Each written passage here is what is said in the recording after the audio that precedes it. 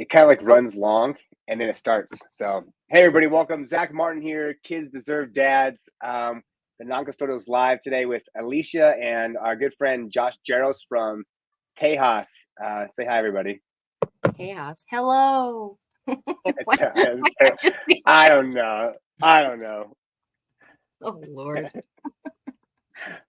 It's been one of those days. So, Josh, how are you today? Good. Doing real good.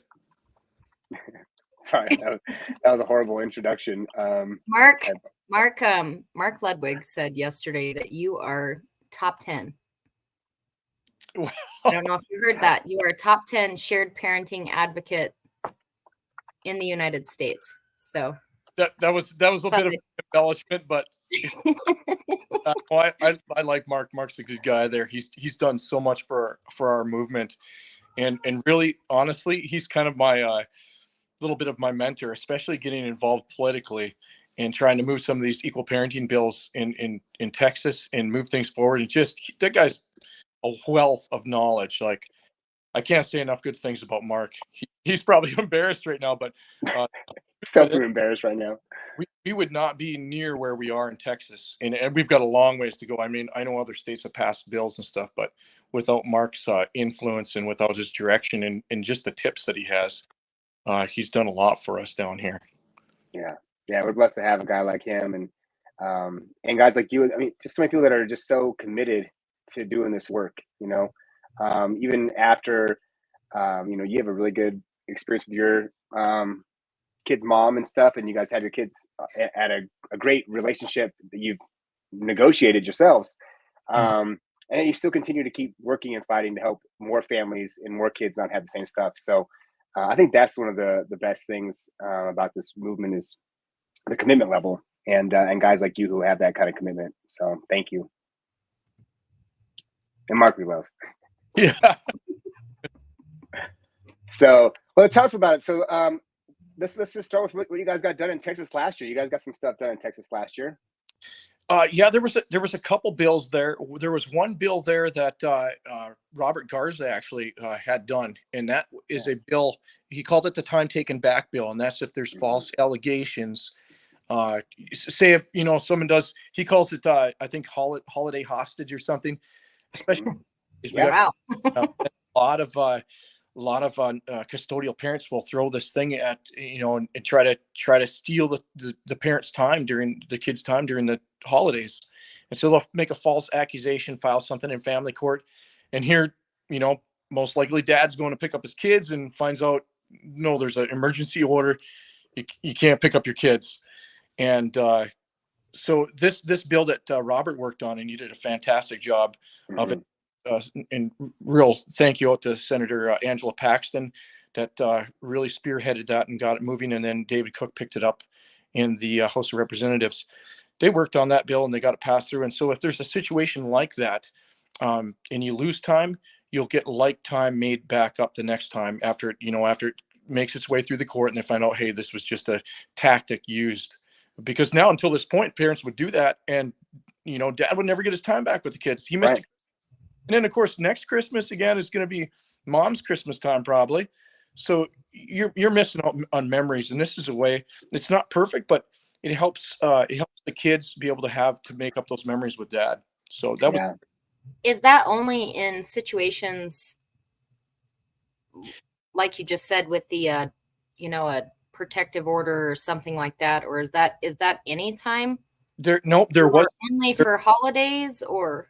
There was at first the bill was a little more broad, and it would have taken care of everything. And I know I was disappointed that it got narrowed down a little bit. That's sometimes what happens. I don't want to go into too many details there, but so it is just for false allegations that are entered through like CPS and whatnot. Right. Okay. I would have loved it. I mean, it would have been great if it covered everybody. Still, I mean, I don't want to take away from anybody's thunder on this because it was a great bill, and I think it's a huge step forward, and just brought a lot of awareness and it was a no-brainer. This bill here, literally, and this is the genius about it. It should really, when parents start seeing this bill go into effect, it should discourage people from making false claims about it. Yep. And it's the carrot and stick approach, and it's a great approach. It doesn't cost anybody any money. to do this. Doesn't cost the taxpayers any money, and hopefully it'll stop a lot of excessive litigation. I mean, I don't know if you guys know Robert Garza's story there. He had so many times that the mom would take him back to court and have false allegations, and it was just a nightmare for him. And I'm not the only person. There's been other people as well that have had something like that happen. Yeah, it just happens so often, right? I mean, it's like they know that it works, and you don't have any money, and what are you going to do about it? You're going to keep going back to court if you want to see your kids, and Yes. you just keep having to keep going and spending all your money and spending all your time. And it's a tactic that is used all over the place. I mean, I think lawyers know about it, talk about it in school. You know, they say it doesn't happen very often, but I think it happens way more often than it should. And if it happens at all, it's more often than it should. Yes, there was so there was another bill filed and that passed into law here too, and it allows any political subdivisions in Texas. Our state's a little bit different than some of the other places. So we have counties, and then we have cities. We actually have county judges, which you would think automatically like a judge, but it's more like maybe a commissioner in other states. So a city mayor and the city council, or our county judges and the city commissioners, can pass an ordinance now that if there's interference with child custody, there'll be fines. And I think they start out at $500 per occurrence, and it goes up from there. Now, I don't know Nice. the problem with it is, and people are going to have to do this. And as far as I know, nobody's done it yet. You're going to have to go to your city council or your county commissioners and get them to pass this ordinance. And it may be difficult in some places. It may not, but it's just not. It's a broad law that affects our whole state, but you have to go individually to every county, to every city, and get it passed in those political subdivisions. So I don't know any parents done that yet. I mean, people did the legwork to get the bill passed. Now we need to go to the next step and go to our cities and to our counties and get it done.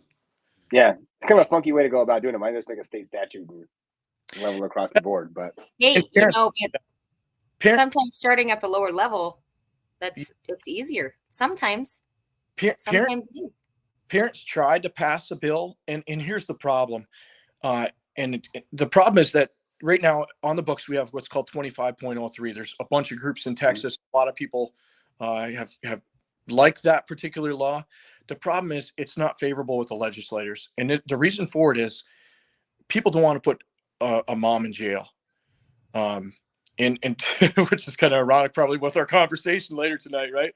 But it's really not a good take on it myself either. I don't think it's the ultimate solution. Now, maybe in extreme cases, yes, but for the most part, a carrot and stick approach, something less severe, because you don't want to put mom in jail and then the kids aren't seeing her too. So trying to keep it kid-centered. I think there's other ways. Hitting a parent in the pocketbook is definitely, in my opinion, the best way. But we've had bills up there in Texas and Austin that have had to do with this 25.03. It's just hard to get legislators on board with it. And looking at what Robert Garza did, there's an excellent there to it. And I think this ordinance one too is not a bad approach either. Yeah, no, I mean, it's nice to have it where you can get it passed, and if you can get something done, then you can actually, at least in those counties, show that it's effective. And then once that's happening, then get more people on board. It's definitely an important step, and that's why all the state stuff. We got to get all the states to change the laws to make sure parenting the standard, to show the differences, and we're gonna get stuff nationally done that has to come afterwards. So that's the American way, right? Yeah. So. Well, yeah, I think kind of a good transition point in time. How did you get yourself into the shared parenting movement? Well, I'll just briefly run through it real quick. Yeah. Let's hear long, right? Yeah. So went through a divorce. Had no idea, wasn't planning on it. Tried to save a marriage, and I hear this from a lot of people. You get dragged kicking and screaming.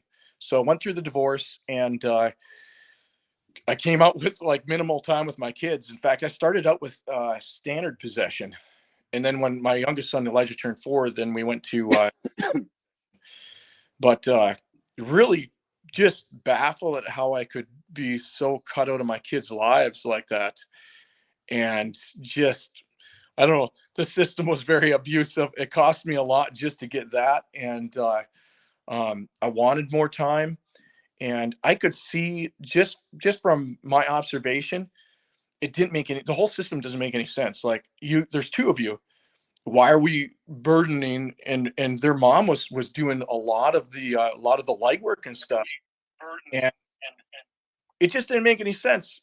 And so I connected with some parents in Austin. I don't know how I ran into them. Some of them are still good friends to this day and stuff. And we talk fairly frequently. In fact, I've sometimes go on camping trips with some of these dads here from around the state. They don't live near me, but we meet up at different places.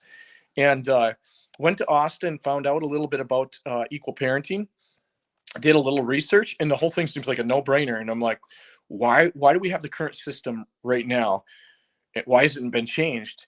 And then you just, I mean, it's like a rabbit hole, right? You start going down the rabbit hole, and then you find out that the divorce attorneys are against this because it's going to affect their cash flow. And you find out there's feminists behind it that don't want to see things changed. And so I started doing a little bit at a time and getting more involved, going to the Capitol, finding out who my state legislators and my state senators were. And I started going to political events. And we had one small bill that I helped get passed down here. It was a lunch bill. This is before I had equal time with my kids. And then it's just led one thing led to another. And after you've been through the system, and this goes back to when we first started this interview, a lot of dads I find out get equal parenting time, and then I never hear from them again. They're gone. Mm-hmm. And they were, I saw them at the Capitol, they're advocating, they were doing all this work, and all of a sudden they're gone. And I understand that this system really grinds you down, but after seeing all the things that I've seen, I couldn't walk away from not see things change. And I really want to see things change here in Texas. We've got some bills passed. We're eventually going to see equal parenting passed here in Texas. But when you've seen all these, when you've seen how it affects your children, you can't walk away, Yep. Like the Marine, leave no person behind, right? And it's one of those things. Like I was talking to a guy this morning about it, and he's wanting to get involved, right? He's new, going through the experience and stuff. And I was like, be consistent, keep showing up. I go, kids are dads. You talk to all the different groups around the country, AFESP, anybody that's been doing this for a long time. Excuse me. Did they see that guys come and go? As soon as you get shared parenting or even get a decision, they are gone. Like that person is no longer associated. And so if you're going through this stuff, and you're really passionate, stay in it. These people need the help, and you got that stuff with your kids, whatever it turned out to be. But there's other people that are going to go through this exact same problem and have these exact same feelings and pain, and we want to stop this from happening. And that's the real goal. Is I don't want my son to have this experience. Josh, your kids are a little bit older than my son, not much, but Alicia's got the whole gamut. So how soon can we get this stuff done? So I mean, I think your oldest son's close enough, right? Like you could be having kids. And who? Yeah, you. Who are you talking to? Alicia. My oldest son does have a kid. Yeah. I did not know that. I told you that. I think you told me that. I'm Grandma Alicia. So. Grandma Alicia, what's up, Grandma? Anyways, so I mean, those kind of things can happen, and the goal is really to keep fighting against that and working to stop it. So thanks, Josh, for doing all that you continue to keep doing. I know you got your boys at night. Tell us about your parenting arrangement that you have right now. I think it's interesting and unique. Yeah. So I wrote our order kind of tailored to how basically put what I thought was fair and what we discussed and wrote it out. And we put down 1 week on, 1 week off. We've never actually ever followed that. So we pretty much, their mom has a schedule, or she has to work at the hospital. And so her schedule kind of changes during the weeks and stuff. So at the beginning of the week, we'll kind of text each other and find out what her schedule is. And then I'll pick up whatever days she can't take care of the kids or she's got to be at work. And of course, if there's an event or something, like if the kids and I want to take a camping trip or something, I'll kind of let her know ahead of time, and she'll send me a little message, like if she's got to be, maybe there's a family get together or something, she's going to be out of town. She'll let me know that too, and we'll work around it. So Hmm. it's pretty easy.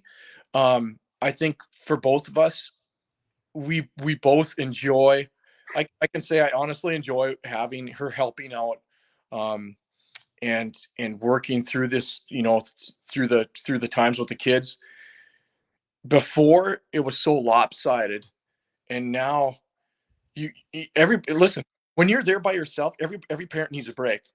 I'll put it out there. If you're with your kids straight for so long, and look, this is why single mothers are like bananas half the time. They're taking care of kids all the time. It's great having someone else. I mean, that's the way it was meant to be. It was meant to be two people.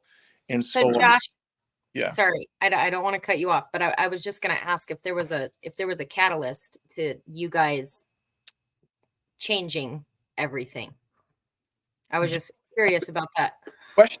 I just got out of so this we'll rewind it like 6 months or so before we made our agreement, and some the timeline's a little blurred for me, so I might not be 100% accurate, but I actually went to jail for non-payment to child support.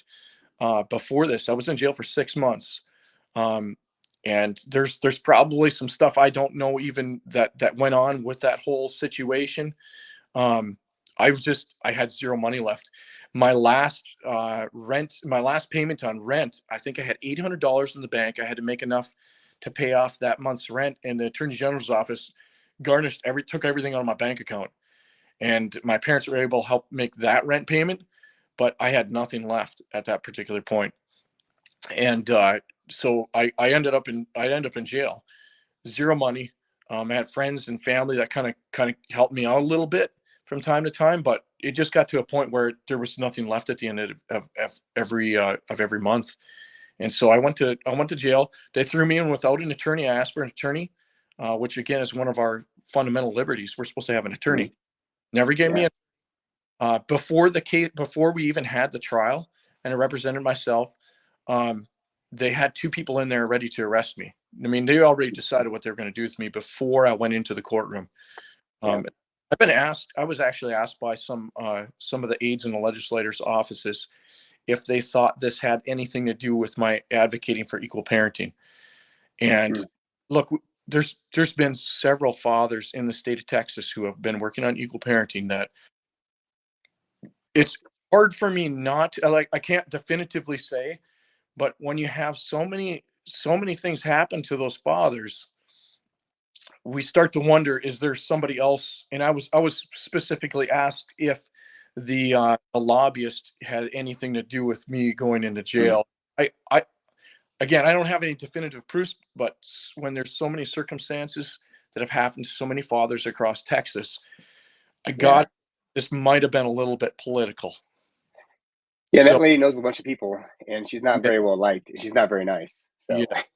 So, So I got out of jail, and I think it was like the week after. I know this is gonna sound crazy. Uh, Week after, I think it was at their mom's house, and I think I was fixing some trim at her house, and I think she had a water slide. She invited me over, so that kind of goes to show the kind of person that I am. That even after all this, and I think at that point, somewhere in there, their mom had to have been thinking, I know for those 6 months, it had to have been really difficult to watch my kids. I have two really energetic boys, and I kind of credit their energy to bringing her to that point, probably of where she said, "Hey, let's just do 50."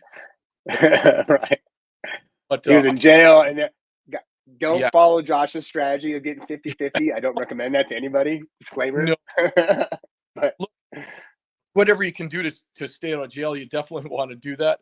I just it came to the end where I didn't have anything else to keep myself going, and you know what? Maybe I could pull something together for another month or two, but in the end, it was inevitable.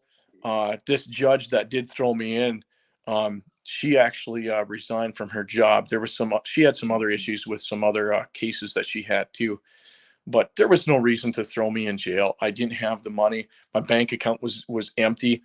And they're not supposed to do that to you. Uh, Unfortunately, Texas is one of the most difficult states. I mean, my county is actually one of the most difficult counties And I don't know where they are on that right now in my county, but I think that probably things have started to have changed a little bit, but I'm not 100% sure about that. I still hear that there are fathers that are going through difficult times too. So Yeah. Well, it's a difficult time right now, and they have that option.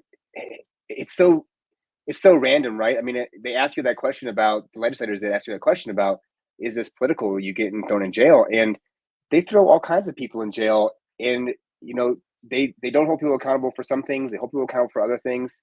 It's judicial discretion, and there's not always a rhyme or reason to it, which gives them a lot of that gray area, right? We're like, well, maybe I could have just been a victim of circumstance that this judge was pissed off today, or she wanted to get you, Josh. yeah, well, and that's the nature of family court. It's very arbitrary. There are no hard or fast rules that are written. Well, one of my friends, Stuart McMullen, always compares family court to a bowling alley. And our idea of equal parenting is we want to put gutter guards up so that when judges are bowling, you don't get any gutters. And that's really the problem with family court. It's just too arbitrary. A judge has unlimited authority to be able to decide whatever they want, and there's no accountability. Just it's so difficult, and that's not the way our Constitution was written. And unfortunately, yeah, I mean, ugh. Yeah. Yeah. They say 50 it's cookie cutter. Yeah. Right. Yeah. What are you doing right now? That's like the every other weekend, guys. Like, hello. No, it's again. I like the analogy of putting up gutter guards. Yeah. It protects our parental rights.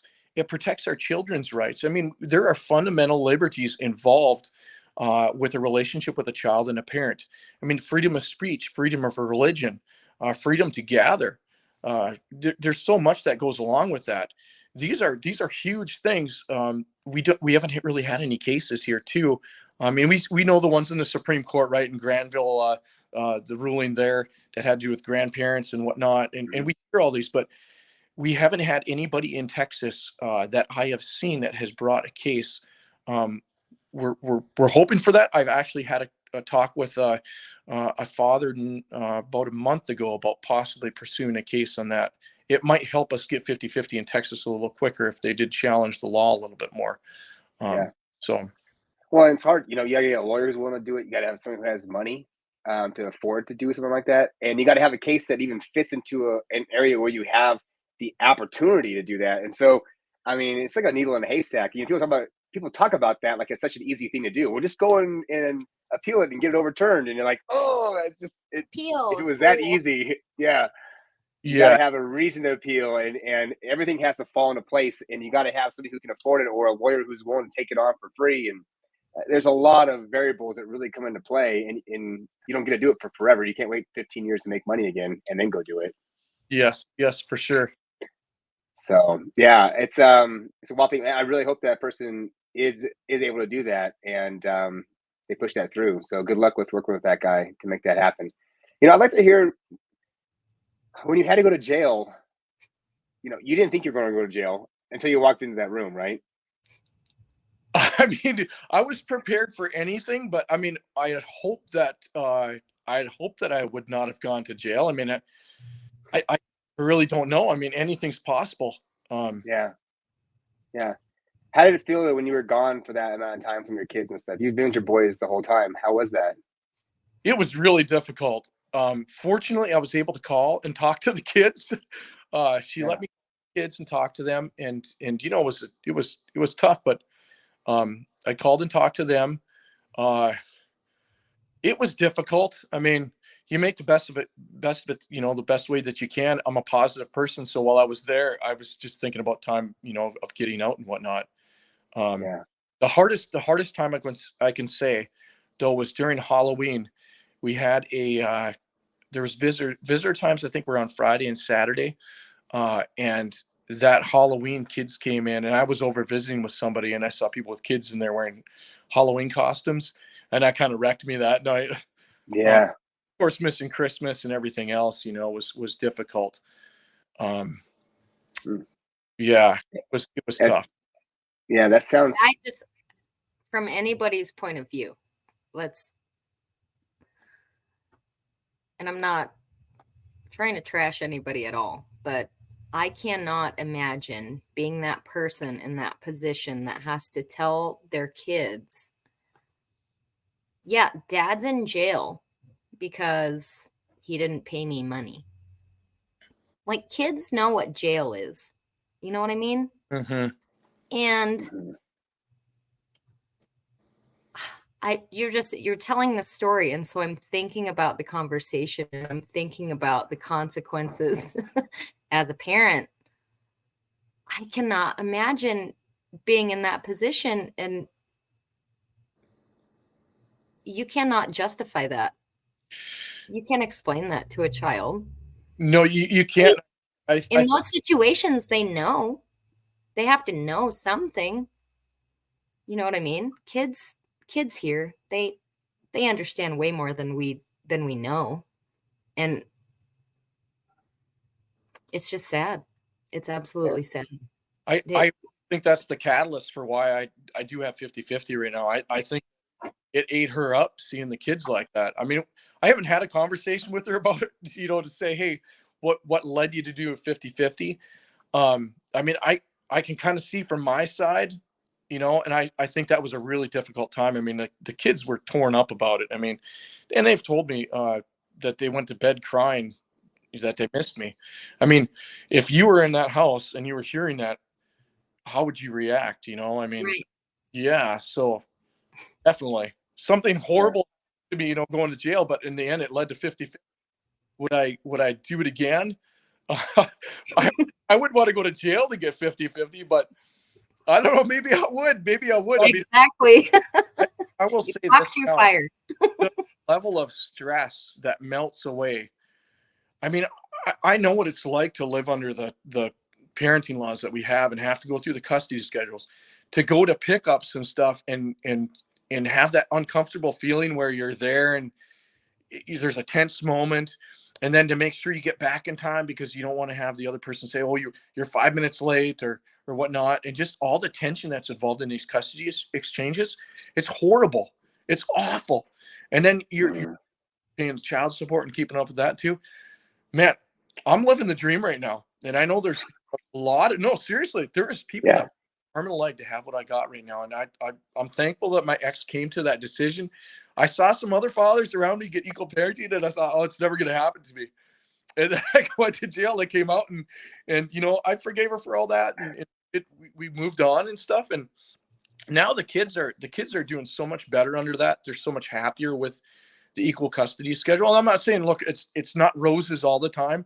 My ex and I still probably, there's probably things that we get, I know there is, we get irritated at each other from time to time.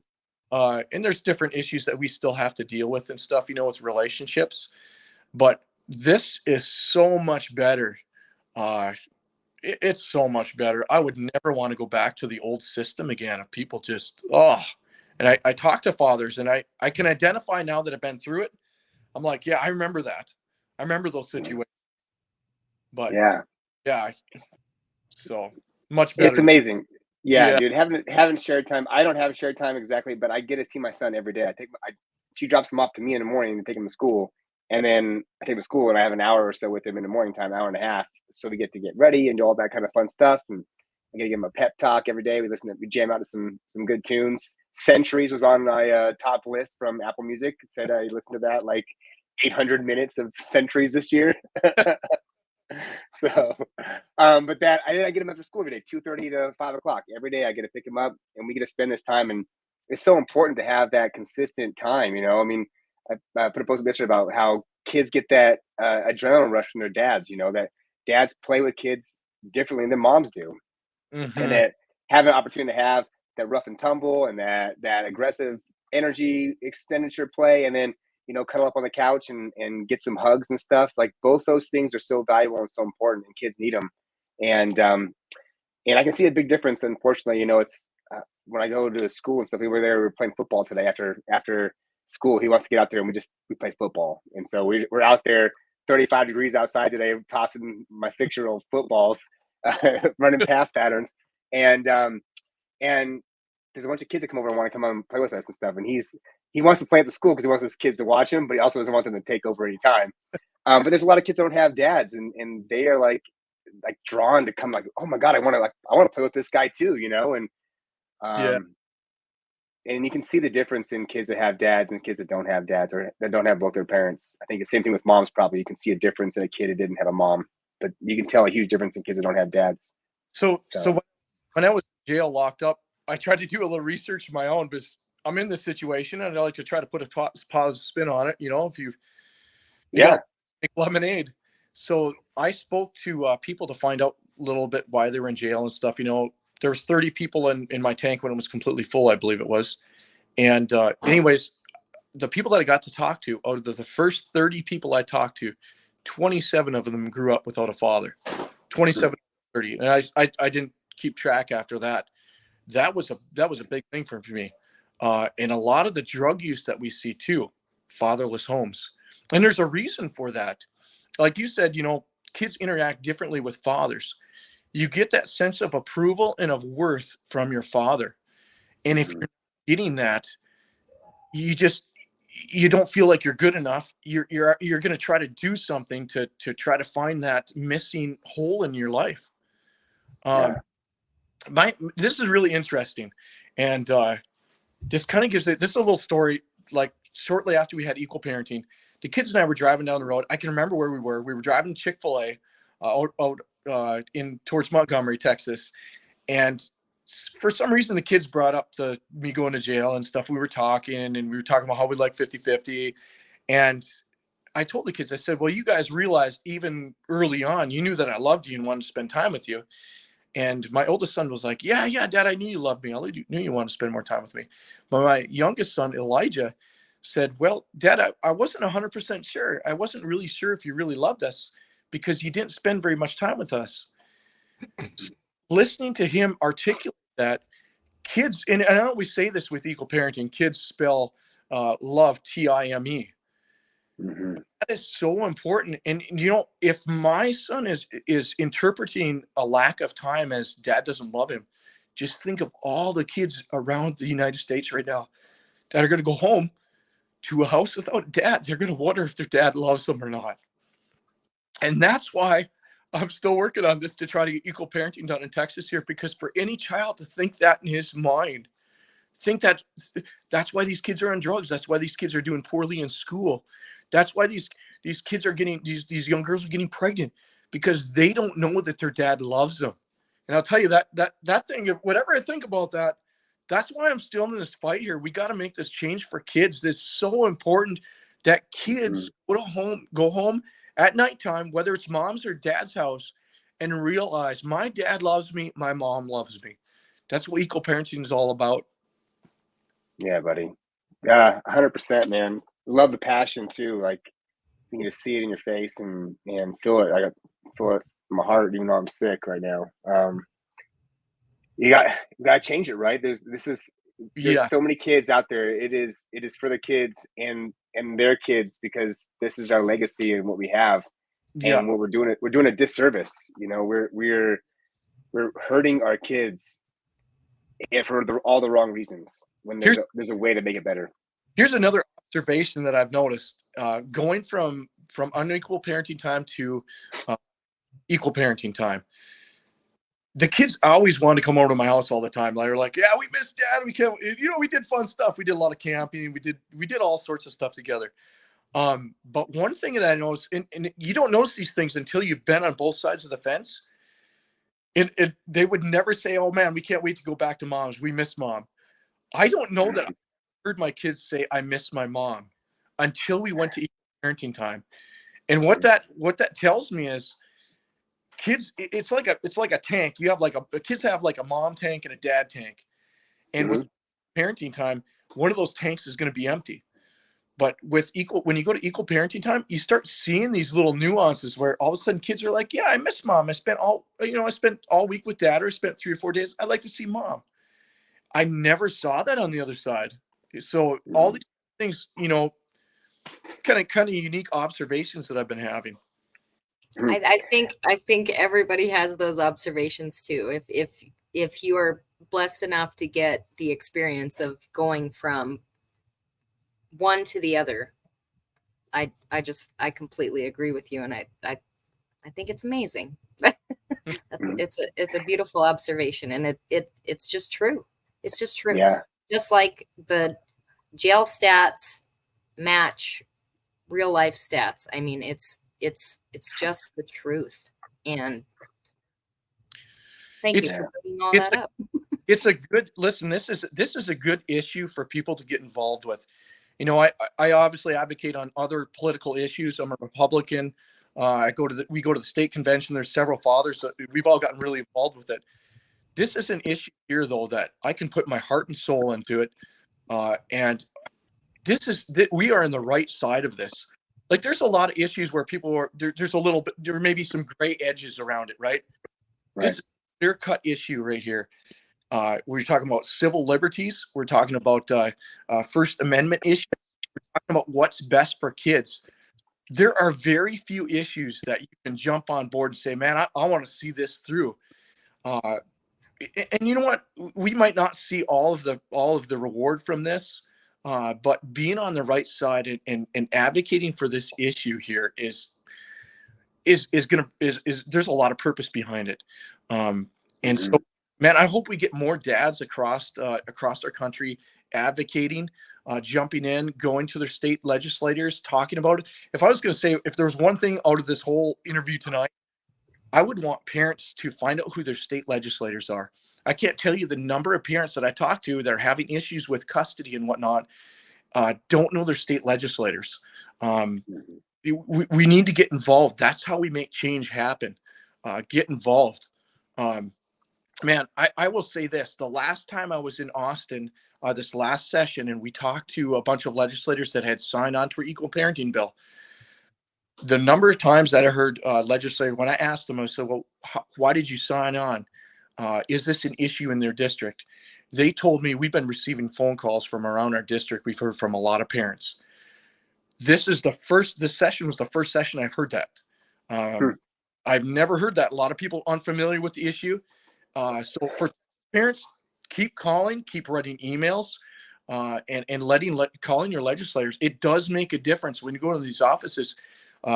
We have legislators signing on these bills because people are calling in. It might seem like a small thing, right? Hey, I made a phone call. It took me 2 minutes to talk to a staffer. Do it. It is making a difference in the state of Texas, and we are eventually going to get there.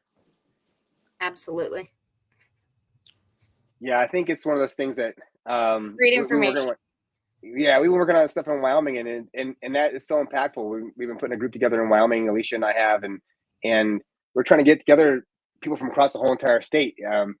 Texas is big and a lot of people. Yeah. We just got a lot of space.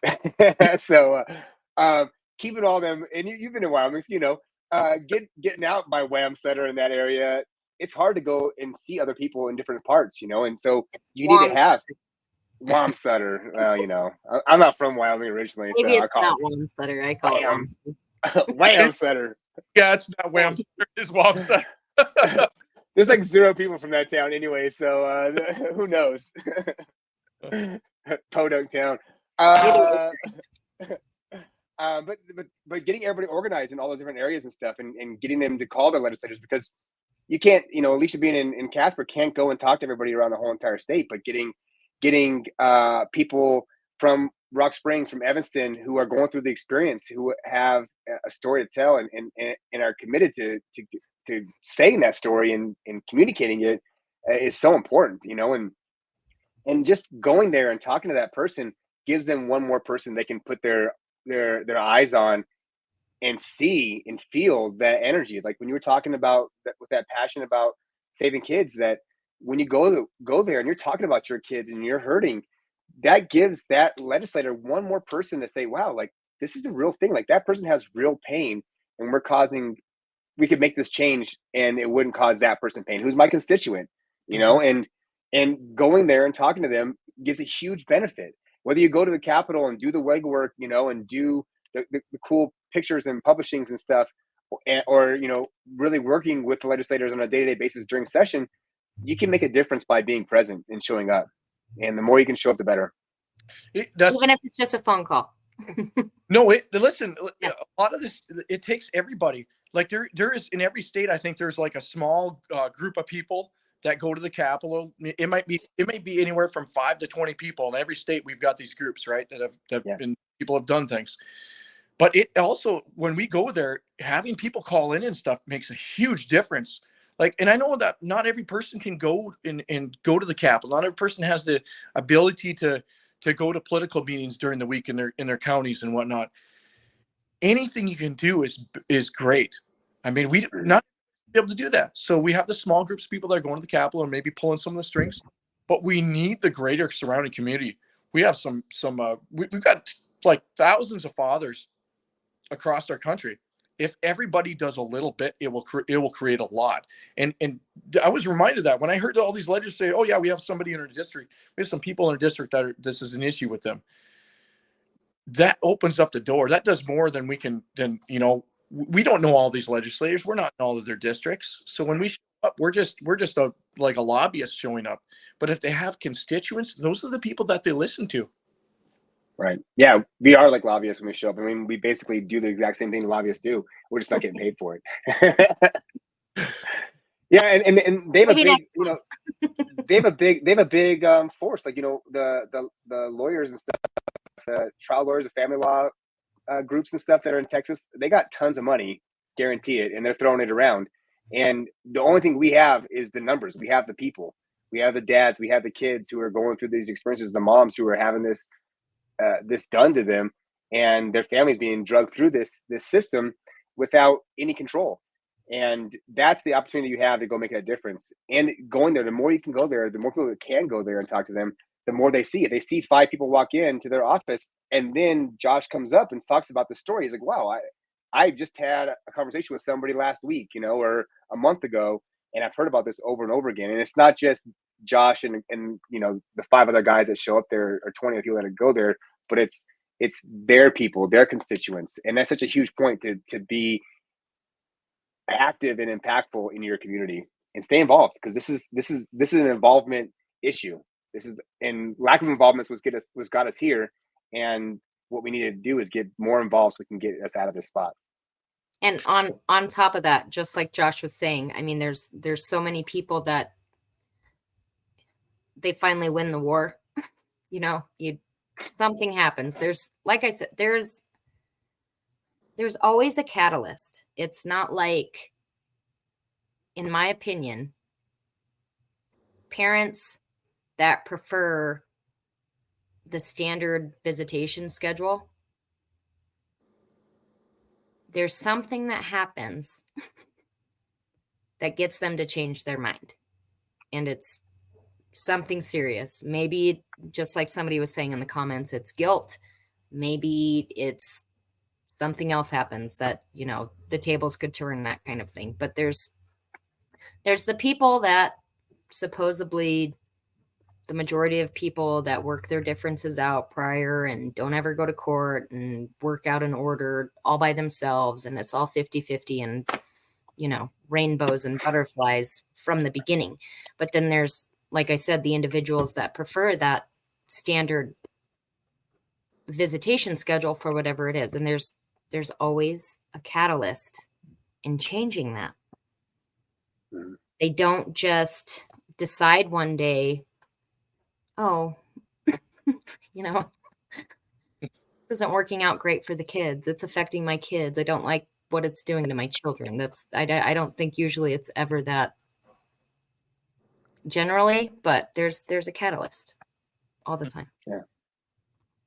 Something happens, get them to change their mind. Right?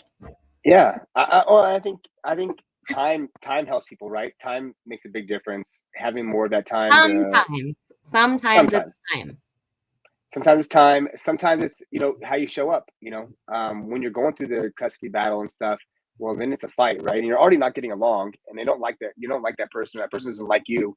And then you're fighting to get to see your kids. And so there's just, and the system's designed to keep that fight going, keep that intensity. Mm-hmm. And so you're just in this high intense, win at all costs, drag out fight. And when you're in that fight, then you're not thinking clearly about everybody else, because you're like, I'm going to win this thing because I got to, screw that person. I'm not going to let them, tell me what I'm going to do. I'm going to be the person who makes all the decisions, and they're going to they're going to feel my wrath because of whatever happened, Well, or I want to win. And right. But the judge explained that. Zach, if that was the case, after the fight was over and they already won, things would they'd maybe change, but typically they don't.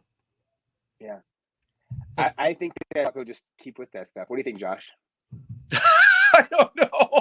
Could have been off at a little tangent. Everybody's different, right? Everybody's different and random. I think I think it's a whole bunch of different things. To get like parents to come to 50-50.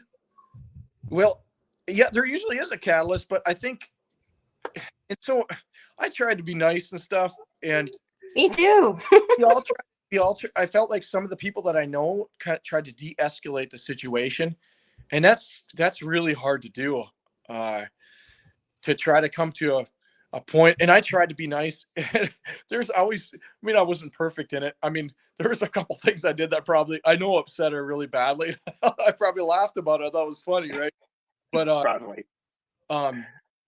Yeah, I think there usually is a catalyst. You know, one of the things that I'm perplexed a little bit by is with the unequal custody schedules. If you look at them, mom is doing a lot of work. And I know because look, I know a few people in the community. I know some of the different, and you see Facebook posts, right, and stuff. A lot of these single mothers that have their children almost all the time, they're burned out. Yeah. I don't know why you wouldn't want to jump on board and share that time and let dad do some of the work. And I know there's child support involved and stuff too. And I listen, I know a lot of fathers who wouldn't even care about the child support. They pay the child support. They just want to do 50-50. They just want the time. Yep. Yeah.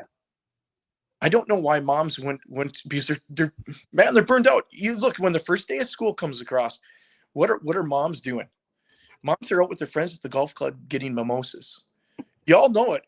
Celebrating.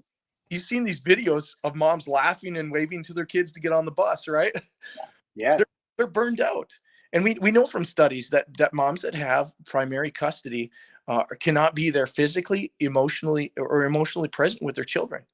And that's why these kids are acting out. But I think moms ought to jump on board with equal parenting. And I know a lot of them have, and even some progressive moms jumped on board with it, which is kind of cool. And I understand the thinking behind that. But why wouldn't you want to have somebody help? And like you said, you get involved in this custody dispute and all, you just want to win at all costs. You're not even thinking about it. And yeah. Yeah, when you win, sometimes you're like, wow, did I want to win that? I am busting my butt. It's a lot of work. And, the amount of effort that goes into it and stuff, is it worth $700 a month to have a kid all the time and not have support? Would you give away that support for $700? It's like, man, it's not. Think about it. And if you have to hire a babysitter, it's not worth it. And a lot of times when somebody gets divorced and say they have a new boyfriend or new girlfriend, that for the most part, maybe in the initial phase, hey, they're trying to prove that they're a good mate. So they're going to prove that they're a good stepdad, a good stepmom. A lot of, and maybe the commitments aren't even there. Like some of these commitments aren't even real. Like they're just flings, right? They don't want to be. So if mom is paying for all this, for this babysitter or whatnot, or daycare, it's almost a wash. Mm-hmm. And of course you got the tax thing to offset it. I've done it in my head a little bit and tried to figure out, is it worth it? Is child support even worth it for a woman? To me, having that extra care, because the thing is, if you don't have to, if you're, say you did a week on, week off, or whatever, like the schedule I have with her mom, she's free to work during that time too. And that to me is more that it just doesn't make any sense. And I think women are believing this lie. They've been sold a lie that, hey, take as much as you can in the divorce, get custody of the kids, get the child support coming in, and life will be great. And that's not true. We see the moms. We see what happens when school starts, or when school, when they go on summer visitation with dads. They're waiting. They're dying for a break. They need help. Yeah, it's so nice. I get quite a bit of time with them and stuff, and I when I do have them, like in the summertime, we do 2 weeks on, 2 weeks off, and I can tell you what, at the end of 2 weeks, I'm spent. Like I appreciate and enjoy my Zach time. I get to do whatever I want to do. 100% for myself. And if I want to sleep in, or I want to have a beer, or if I want to go for a hike, nobody's complaining about anything that I choose in those moments. And it gives me that energy then to like come back in 2 weeks when I have my son again and be the dopest dad I can be. Like, all right, son, like, let's go. We're gonna fish, we're gonna hike, we're gonna do all these things. We're gonna have some campfires and stuff. And I think there's something to be said for that experience. I would much rather have an intact family if that was the opportunity, but that shared and having that opportunity to have my personal time and my dad time makes a huge difference, and I'm better because of it. So, Yeah. But if you just think about the way a healthy, intact family works anyway, the right. load is shared. Yeah. The majority of the time. If it's everybody's different, there's, certain variables, but, in a healthy, intact family, the load, it's shared, especially with the kids. Mom needs to go do whatever. Dad's going to go do whatever, and the load is shared. And that's why shared parenting outside of that's exactly why it makes sense and why it works so well and why it is so good for kids, because it's as close as you can get to that healthy, intact family, everybody living together. It's funny too, like in an intact family, if dad doesn't help out, or say he does, say he's an involved father, they praise him. Yet when it comes to divorce, oh, we don't need dad anymore. Like all these things that that you have in a married family, they don't carry across to divorces, and they should. But we've all been trained. Our minds are all like mush because of years of this, like decades of this. We automatically think, oh, dad needs to go off and work and be away from the kids all the time, and he'll get them on weekends. That's good enough. This will be good for the kids. What can go wrong? And it's not true at all. It's not true at all. It's horrible. Yeah. What do you have coming up this year with you and your boys? You got some fun things planned for you guys? We usually do a lot of camping. Well, every year we go to Minnesota a month too in July. We go up there and we spend a month with my parents. So that's kind of our big to do.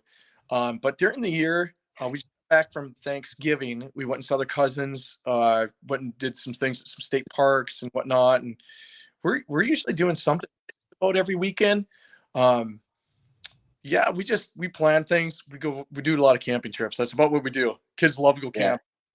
Oh yeah, you guys are always out, man. I love seeing all the photos. You guys campfires, out fishing. You're always out somewhere green with smiles. That was my memories. Like for growing up, I absolutely love all the memories from camping, and I think that's why anything that was fun for me when I was a kid, that's what I try to do with my kids. Nice. Yeah, me too. Yeah, I think the things that you enjoyed. I mean, kids enjoy that stuff, right? And you want to do more of it. And I think that's a great attitude to have, is kind of giving them that opportunity of doing the things that they love to do, and bringing them into it. And you see the joy and the love in your guys' family all the time. It's wonderful to see. Blessed to have you. What else you got going on, Josh? You want to talk about what you guys have coming this year? Do you have any bills you guys are working on right now? Anything you want to plug? There's going to obviously be another equal parenting bill in Texas. That's a done deal. I think we'll have it every session here until something passes. We've got a number of legislators that are supporting on this. We've got some people. There's going to be a huge turnover in Texas this year. Primary. We have had just a ton of things that have happened in Texas. Of course, our attorney general was close. Well, I don't think he was close to being impeached, but they tried to impeach him. The House voted, and so that's getting involved in elections. And then also the governor of Texas is trying to pass school choice, which is passed in almost every other state except for Texas. So there's a huge thing. I mean, it's anybody's guess who's even going to get elected in some of these primaries here. So we're waiting to see. There was already a special election that took place earlier. But so we're kind of waiting to see, but there will be I can guarantee there's going to be a bill this year in Texas for equal parenting. I think it may get further this year. There was a slight change last year, and I don't want to say everything that was discussed, but there did seem to be a small shift last year. And I know everyone says, well, if a bill doesn't get passed, what was the point? Well, we get further every single year on these issues. And not just because you don't get a bill passed doesn't mean that there weren't some successes. Look, we had more legislators sign on to our bill than have ever signed on before this year. The amount of legislators that are signing on to these bills has just really grown. So I think that's going to be the big one, right? I mean, I think smaller bills as well. You know, people are working on child support reform. So I know some of the people over at NPO, Anthony Brazel, he was working on this last year. He spoke with the Attorney General's office. Didn't get too much traction. They wanted to wait another session. Kind of wanted to stall it a little bit. So we'll see if that gets through this year. And I'm guessing there's probably going to be some more 25.03 bills. Kind of waiting to see. I don't really work on that. There's a bunch of other parents that have been working on that. So we'll see what happens with that. But it's going to be an interesting year. We'd like to see a bill come through. Man, we'd love bill. The problem has always been the committees, but we're getting closer, I think, to getting something done. So good. Love to hear it, man. I'm excited for what you guys have going on down there. Texas is always a hotbed, and there's so much happening down in Texas. So I appreciate you being willing to spend an hour with us today and hanging out. Thanks, Josh. All right, good to see you. Thank you so much. Yeah. Awesome, man. Have a wonderful day, man. Merry Christmas, and give the boy some love. We'll get together when he's in. I go to Texas every summer in July for a camp with my son. You guys have to go camping. San Antonio, yeah, we're gonna do some camping. So it's hot. Yeah, hot, dude. It's so hot down there. This is probably a time to be down there, not in July. So beautiful now. Yeah. We're just in a pool the whole time. AC and pool. So awesome, man. And have a great day, man. Merry Christmas, and see you soon. Okay. Thank you, Josh. Bye. Bye.